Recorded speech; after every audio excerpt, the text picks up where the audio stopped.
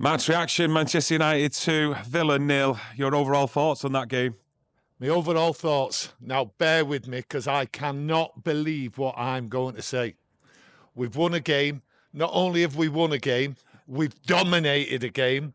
It's a top 6 side. We've stopped them getting in the Champions League, and we should have scored 5 goals. And I mean 5 goals in that first half. And in the second half, we should have scored another 5 goals. I cannot believe that game today. The crowd loved it. Listen, we've had disappointments and everything. And I just cannot believe that performance. We outclassed Villa. They were one of the worst sides, well, performance-wise, what have turned up to Old Trafford this year. What a pity we haven't seen that early on in the season. Yeah, I must admit the intensity was a lot higher than what we've normally seen week in, week out at United. Is that also, though, because, there's no pressure on today's game? It's the last game of the season, nothing to play for. Well, I don't know about pressure. They would have come out there thinking Villa would have gone straight at them.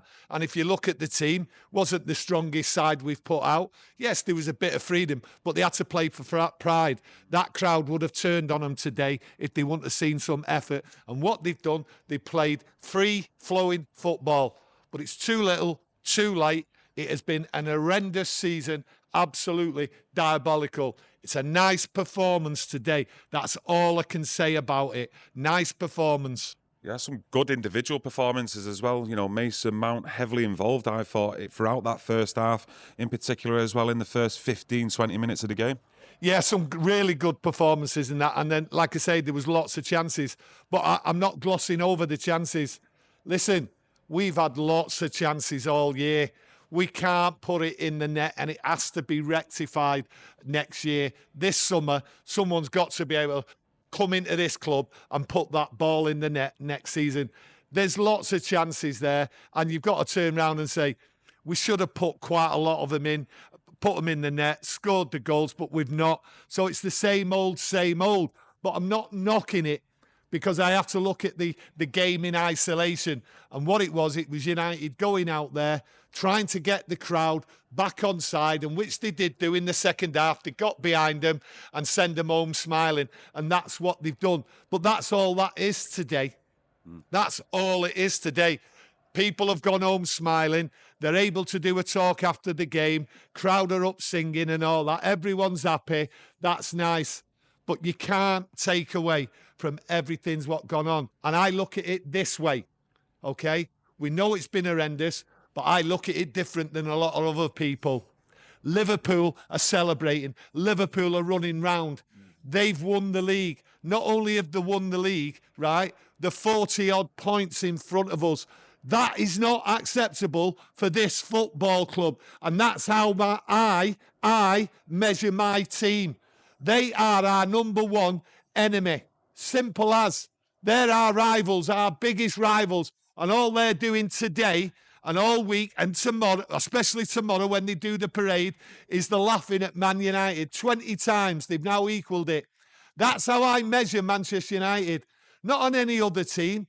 So starting next year, we've got to look at Liverpool and we've got to close that gap. We've no chance of closing it for a couple of years. But that is the measure you work on for this club. Yes, don't look at Palace, don't look at other teams and that. Look at Liverpool. Humiliated. They've humiliated us, our closest, biggest rivals. You've sent me under, but you're absolutely bang on with them comments. Just absolutely spot on, to be honest with you. But looking back onto the game as well today, big moment in the first half, the Villa goalkeeper being sent off. Well, listen, you look at the first half, everything. Martinez, bang, what was he doing? Absolute madness. Absolute madness, And I listen to people there saying, oh, he shouldn't have been sent off. The centre-half was there. Absolute rubbish. He should have been sent off. A proper moment of madness. And I was laughing my head off. I was actually laughing my head off all the way through the first half because I couldn't believe what I was seeing. Villa was so poor. So poor. And then obviously, he's sent off. And then the second half, when Villa came out, they didn't know what to do. Stick, twist, go for the attack. And then United just had more and more freedom. And I thought to myself, the last 15 minutes, they were going to, come at United. They were going to look at the other scores. Yeah. But in the 67th minute, Champions League was in their hands without them doing a thing. And they never did anything.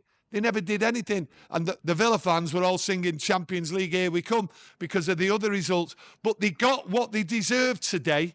They were poor, they were passive, they didn't go for it, they didn't know whether to stick or twist. So for me, Villa didn't know what to do when they come out. Bad management. Yeah, I thought they had Aston Villa under the cosh, a lot of that second half as well. And based on the balance of play, but another big moment in that second half. Bayinde, what did you think of that with the referee? I think the referee got it wrong, and the rules and everything are absolutely baffling. For me, he got it wrong. He never had it. It's clearly, when you see it, he never had it in his hands. That was a goal. But then, did they deserve to be 1-0 up? No, they didn't. And I go back to my early statement there. Again and again and again, we can't put the ball in the net. Okay, that's why Villa were like screaming and all that. They should have been out of the game by half time, out of the game. So they've got nothing to complain about. I know they'll complain about it because the whingers, that's what they will be doing. Emery, he will be whinging. And it's Man United, and every other pundit and everything else out there will be turning round and highlighting that. But let's get something straight. The performance by United today was absolutely spot on. They had a freedom. We should have been 5-0 up. We should have scored 10 goals. And I'm not going on as though like I'm an idiot. The chances are there. The stats tell you. And I'm not even a stat man. I'm going off what I seen with my eyes. And there was plenty of opportunities. After that decision, which was wrongly chalked off, we went and scored with Ahmad, got the penalty as well, Christian Eriksen, and rounded it off.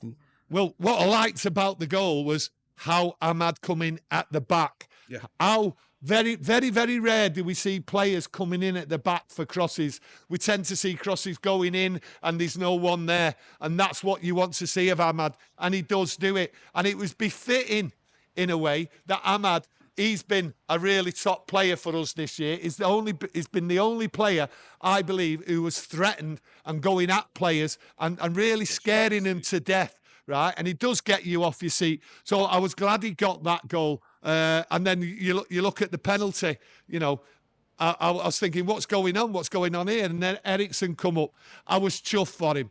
I was really chuffed for him because in his day, he's been a great player. But you know, you have to accept that him, many other players, the legs have gone. They've not been good enough for United this year, and you've just got to turn round, wave goodbye to him, just like Johnny Evans. Great servant for United, but what you've got to do is just wave these players goodbye and hope that in the summer, Ruben Amorim sorts it out. I'll add Lindelof to that list as well, but going off the actual game, before the game, a lot of talk amongst fans, me and yourself as well. Yeah. And it was about the actual squad today. News coming out yesterday on Garnacho's future. He's been told he can leave Manchester United, and it looks the same as well with Andre Onana. What's your thoughts on that? I'm not too sure about Onana. I'm going to wait and see on that. But I have said my personal opinion is I think United will keep him. But over the next 48 hours or a bit more, we might get the truth. So for now, I'm holding my peace on it. But it's just what I believe. I'm not saying Onana should stay. Listen, we need a number one goalkeeper. He's not a number one goalkeeper. But I believe because of the finances and everything, I think he might stay. But hey, I might be wrong. But I just look at the team and the players. I look at Garnacho. For me, I thought Garnacho, when we played Chelsea, that was the writing on the wall. And I did say that's the team. And I was proved right, that was the team. Maybe one difference, Lindelof for Euro. And that was right again. But I think there was definitely trouble in the camp before that final. And I thought when I witnessed Bruno refusing to give Garnacho the ball, I think I will be proved right that there was absolutely carnage, let's say. I'll put it that way. Carnage in that squad because of what he did and his attitude, Garnacho. And it's not the first time. It's the negativity. And Bruno, when he come on in that final, hey, you're getting nothing off me. So it was earmarked he's going, and quite rightly so. He has not developed this year. That's my stance on it. He's not got better, and we all know why. Because he thinks he's different. This is Manchester United. No player is bigger than this club. No manager is bigger than this club. And what we want and what we all hope in the summer is a big clear out. And you can't have people with an attitude. It might not work, the clear out this summer, but we have to stick with it. And we're going to stick with it because, to be honest with you, I look at Ruben Amorim and he will have something about him, but will he be able to get rid of all the deadwood?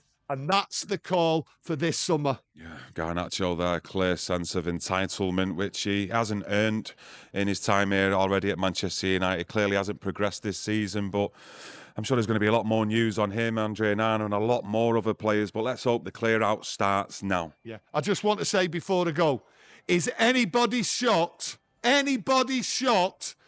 before this game it was declared that Luke Shaw had picked up a slight injury? My God, is anyone really shocked at that? I'll leave that one with you. But I'd just like to thank you all, not just today, but over the course of a very, very difficult, tough season, for sticking with us, supporting the channel. And if you'd like to help support us even further, smash a like on today's video, and we'll see you in the next one. Enjoy the rest of your weekend, Reds, and we'll see you soon. Thank you.